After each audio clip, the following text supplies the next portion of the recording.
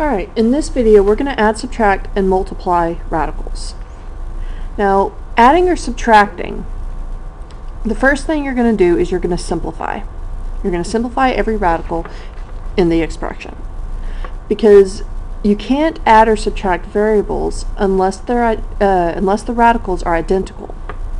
So, for instance, you could add the square root of x and the square root of x to get 2 square root of x. But I could not add square root of x and cube root of x because the index is the same. I can't add those together. Similar idea, I could not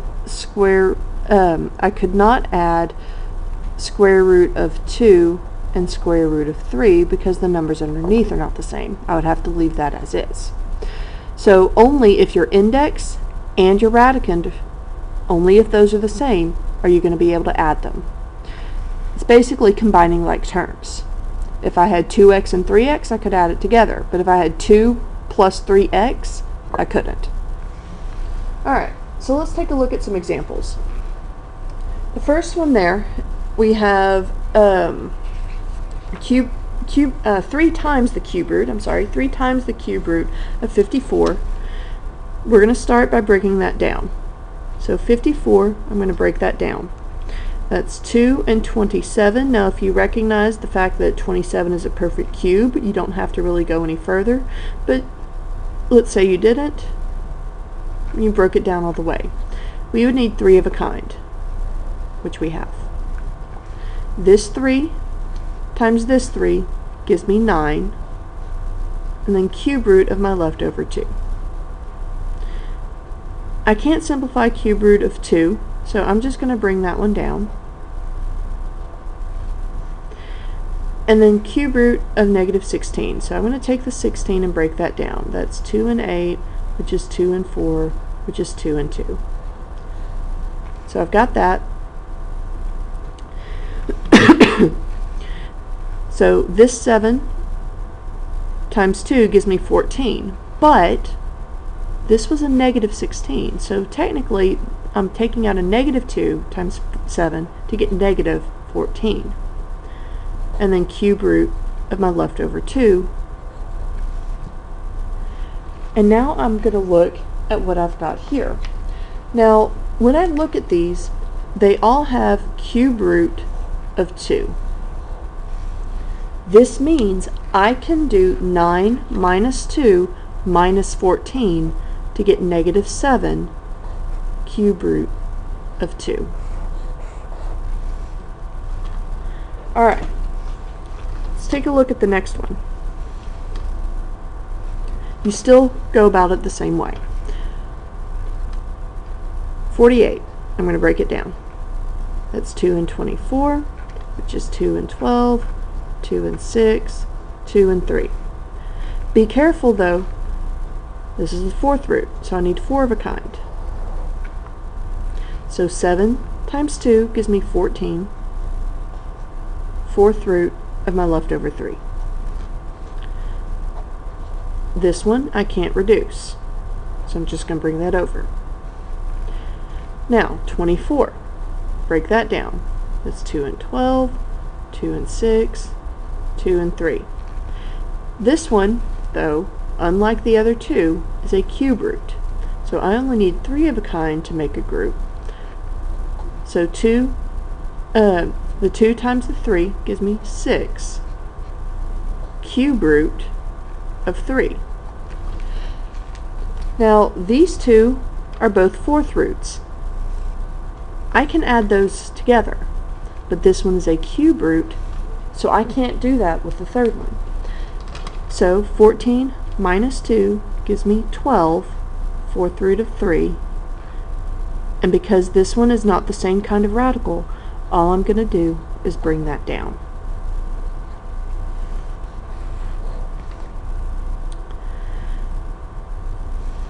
Let's say you have variables mixed in. You're only going to be able to combine, add or subtract, if you have not just the same radical, but also the same variables with the same exponents. So let's break down this first one here. 98. I'm going to break that down. Now 98 is 2 times 49, which is 7 times 7. And because this is a square root, I only need 2 of a kind. I have that here. So 7. I'm going to break that up into two separate square roots. My leftover 2 goes here. Now square root x to the 4th, that works. Y squared works. There's not going to be any leftovers over here. So this means my first term is 7x squared y square root of 2.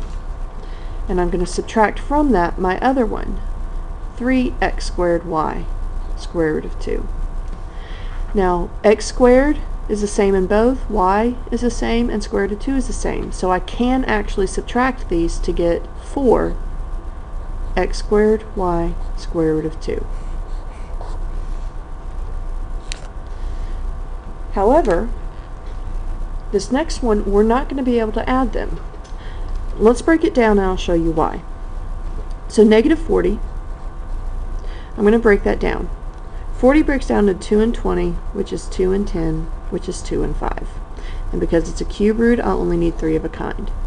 Now remember, this is a negative 40, so when I break this down, I'm going to have negative 2 on the outside. Now I'm not going to break it up into two separate ones like this because there's only one variable. 3 goes evenly into 7 twice with 1 left over. So I'm going to put my leftover 5 and my leftover a in here.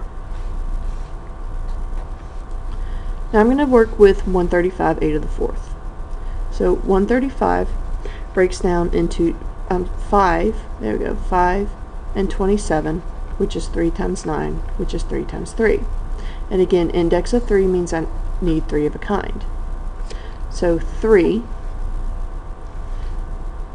goes evenly into 4 once, so I have a to the 1st power with 1 left over. So my leftover 5 and my leftover a stays under the radical. Now this is going to be my final answer. Even though the radicals are the same, this is a squared and this is just a. Because those are not the same, I cannot add these.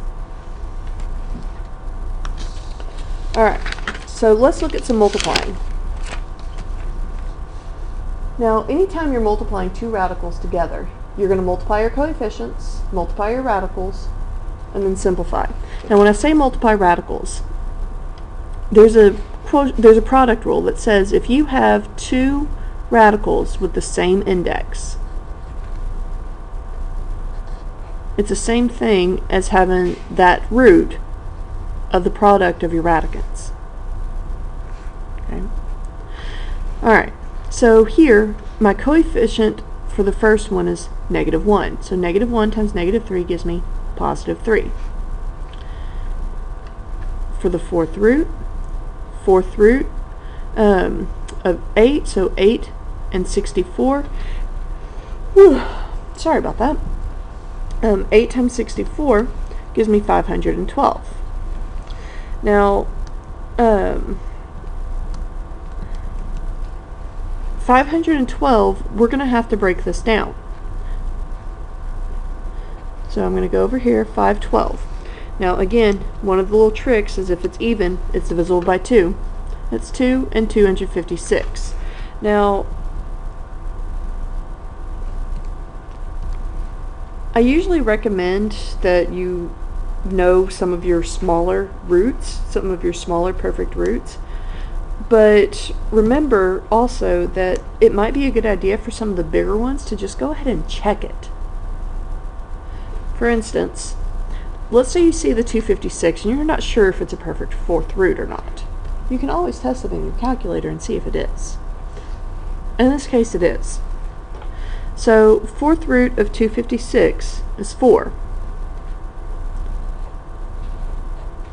And I've got that 2 left over, which means my product is 12 fourth root of 2. Now, if I didn't recognize this as a perfect fourth, I can keep going. I can break it down as much as as far as I can and then do it the way I've shown you before. But again, knowing some of your smaller roots is a nice little shortcut when you are working a problem like this. Alright, let's look at another example, and this time I won't take a shortcut. 3 times 2 gives me 6. Square root, multiply what's under the square root. 10 times 18 gives me 180. Now we simplify. I'm going to take the 180 and break it down. That's 2 and 90, which is 2 and 45, which is 5 and 9, which is 3 and 3. Now square roots means I need 2 of a kind, which I have here and here. So 3 times 2 gives me 6, times this 6 to get 36. I had a 5 left over. That stays under the radical.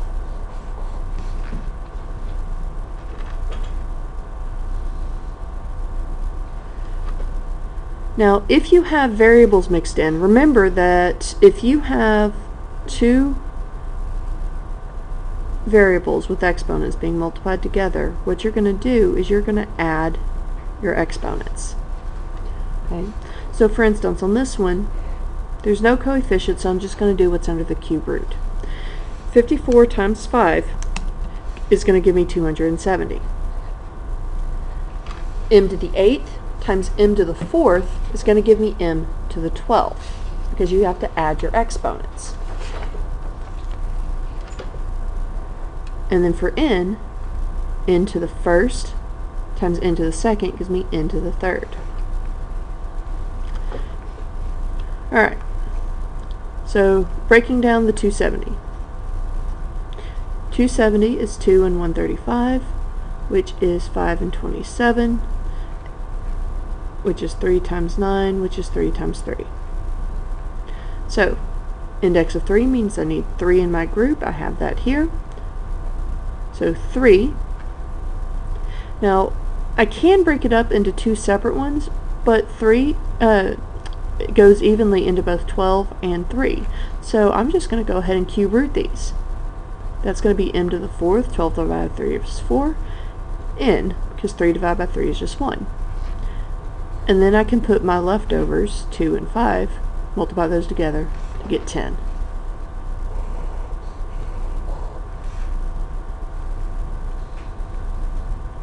Alright.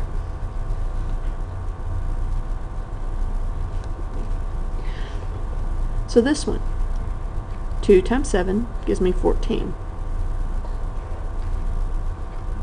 P squared times p cubed is p to the 5th.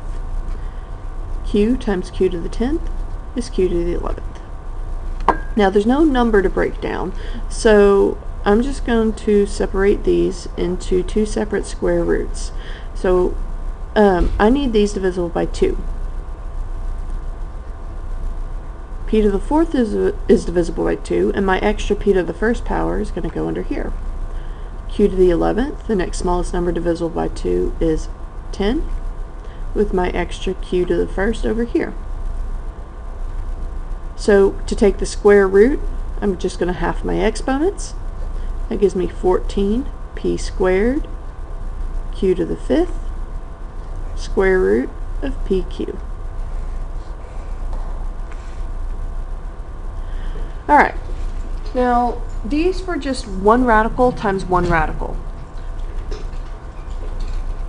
But let's say you had some binomials mixed in. Remember, a binomial is 2 terms separated by addition or subtraction. Like here.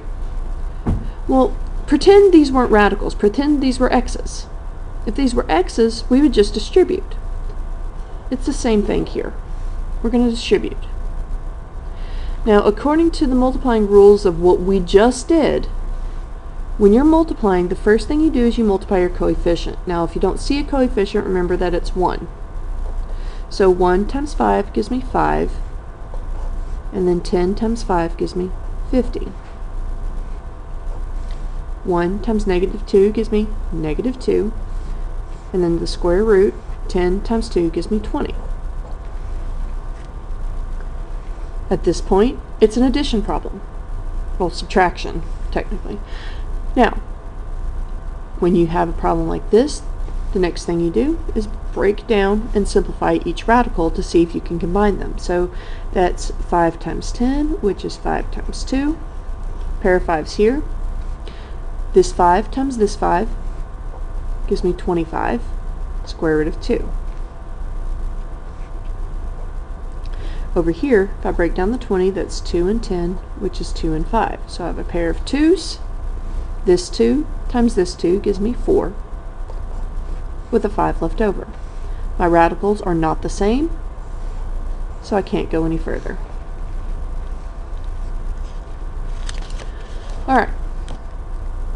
This next one is a binomial times a binomial. Now, you can either use FOIL or the box. It doesn't matter either way because it's going to do the same thing. I'm going to use the box on this one. I have 8 and negative square root of 10 on one side. On the other side, I'm going to have 3 and negative square root of 10. Now, a little trick. Anytime you have square root of a number times square root of the same number, it's just going to be that same number. So for instance, let's say I had the square root of 3 times the square root of 3. According to the multiplication rules that we did in the previous section, I would just multiply what's underneath, which is 9. But square root of 9 is 3. So this is just taking a shortcut and going straight to the answer. Alright, back down here to our problem. 3 times 8 gives me 24. Multiplying here, I get negative 3 square root of 10. Here, I get negative 8 square root of 10. And here, negative square root of 10 times negative square root of 10 is just going to give me positive 10. Again, I'm just taking my little shortcut here. Okay, I could write positive square root of 100, but that's still just going to be 10. Alright, now combine my like terms. 24 and 10 gives me 34. Negative 8 square root of 10 and negative 3 square root of 10 give me negative 11 square root of 10. Now 10, if I try to break it down and just get 2 and 5, there's no pairs. I can't break that down further. So that's my answer. Alright, a few more binomial examples. Alright. Now, I have 6 square root of 6 and negative 6 square root of 2 on one side.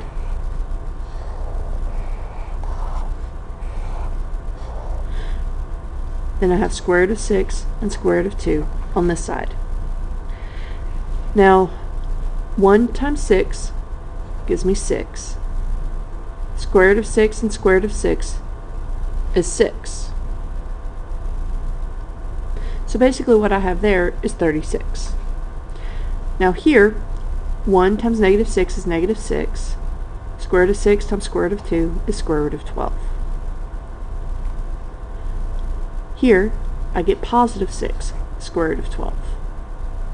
Multiply here, 1 times negative 6 is negative 6. Square root of 2 times square root of 2 is just 2. Now, these are like terms because square root of 12 and square root of 12, same radical. But negative 6 and 6 combine to be 0, so these cancel out. So this square I had 36, this square I had negative 12, which means my answer is 24.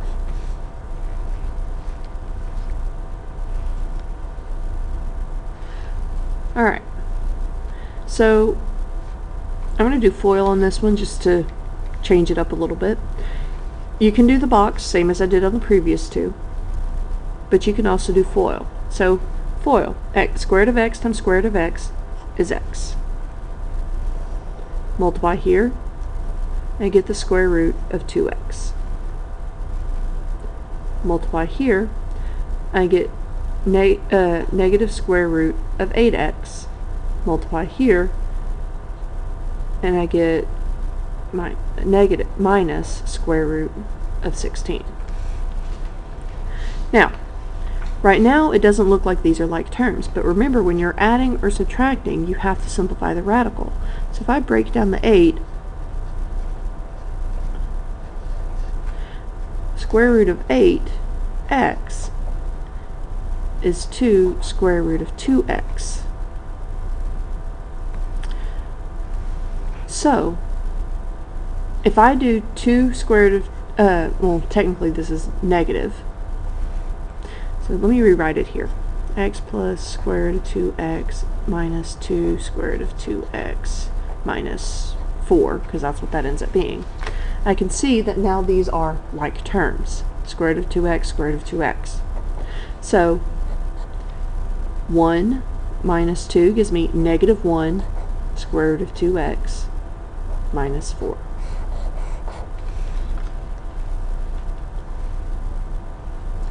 Alright, one more, and it's just a distributing one, but it's got a variable unlike my other one. Now, if I multiply these two, I get square root of 36k squared. Multiply here, I get negative 2 square root of 45k squared. Now, this is a perfect square. Square root of 36 is 6. Square root of k squared is k. 45, I'm going to have to break it down. That's 5 times 9, which is 3 times 3. So I've got a 3 I'm going to take out. Square root of k squared is just k. My 5 was left over. So 6k minus 6k square root of 5. Now, because this one has a radical and this one doesn't, I'm not going to be able to combine these. And that's my final answer. That's it for today.